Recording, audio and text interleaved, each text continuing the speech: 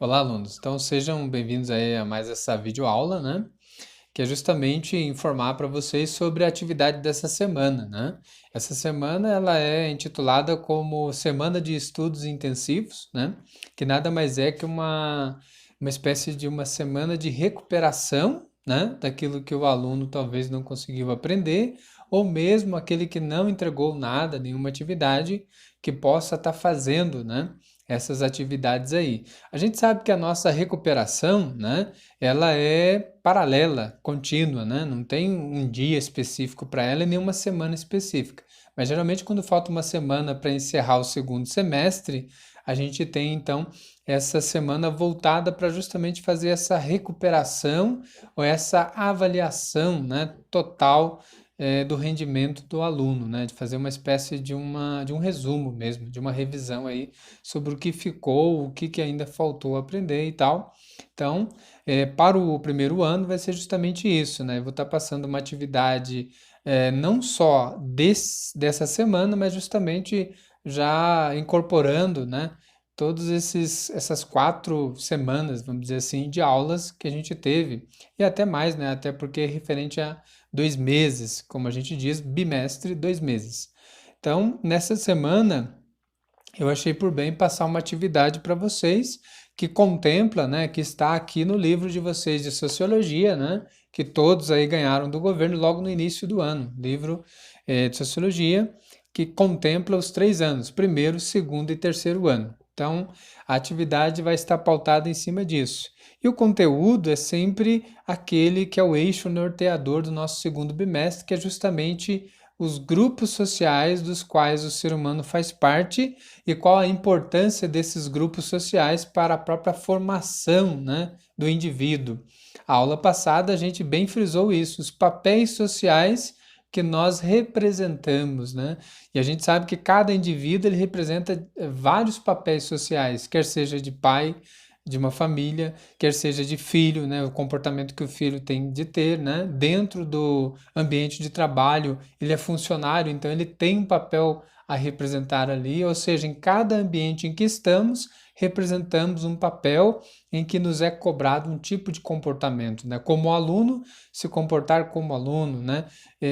Estudar, né? Fazer as atividades, ser aplicados nos estudos. Então, tudo isso é nada mais que papéis sociais que nós representamos, uma vez que somos pertencentes da sociedade, né? De grupos sociais. Então, para a atividade desta semana, a gente vai ter como base o próprio livro didático de vocês, como eu já apresentei, né? E aí, ele vai estar contemplado aí para os primeiros anos, né, ou para o primeiro ano, a partir da seguinte página, 46, 47 e 48, né? A primeira questão vai estar envolto justamente dessa ideia, no primeiro momento, o que que você entendeu, né, de todas as aulas desse segundo bimestre que a gente teve, né, esses momentos aí de videoaula, ou mesmo vocês estudando, pesquisando e atividades fazendo, né, e também a questão, né, desta semana, a atividade em si, que está justamente falando um pouco do que torna a sociedade sociedade. Quais são os fatores que levam o homem a viver em grupo? E um tema, e um termo, e um conceito utilizado para essa semana é a ideia de que o homem é um ser gregário, né? Então, tentar entender o que é o conceito gregário. Gregário quer dizer grupo, né? O homem está sempre vivendo em grupos, em agrupamentos.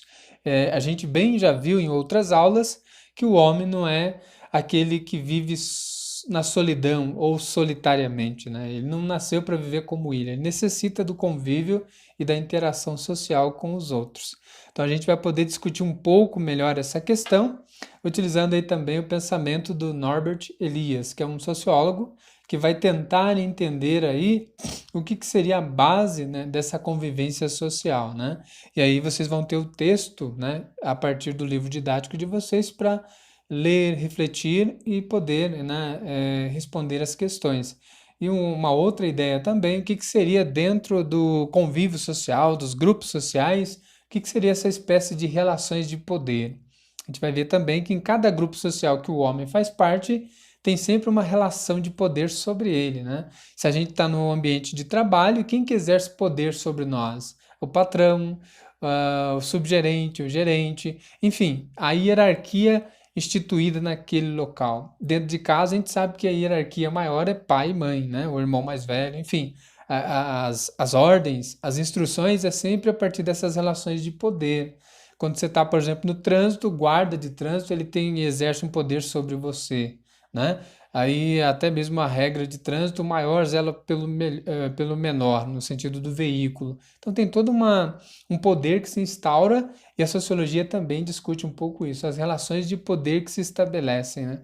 Quando um paciente ele vai ao médico, quem que tem um poder sobre o outro? O paciente que está doente ou o médico que é o profissional ali, que vai analisar e depois ele vai passar um medicamento, né? Ele vai prescrever um remédio. Então ali é uma relação de poder que se instaura. Então a sociologia também se envereda e estuda um pouco sobre isso. Como que o grupo social fortalece o homem, né? Uma vez que a gente viu que é na relação que o homem se humaniza e é dentro dos grupos sociais que ele vai adquirindo uma identidade, né? Dentro dessas relações de poder e a gente percebe, até a própria filosofia já fala, né? É da natureza do homem viver em grupo. É um animal social. Então, dentro de todas essas questões que a gente está aprendendo, alunos, vai ser um pouco a atividade dessa semana, lembrando que ela é de estudos intensivos. Então, desde já agradeço a atenção de vocês e meu muito obrigado e até a próxima aula.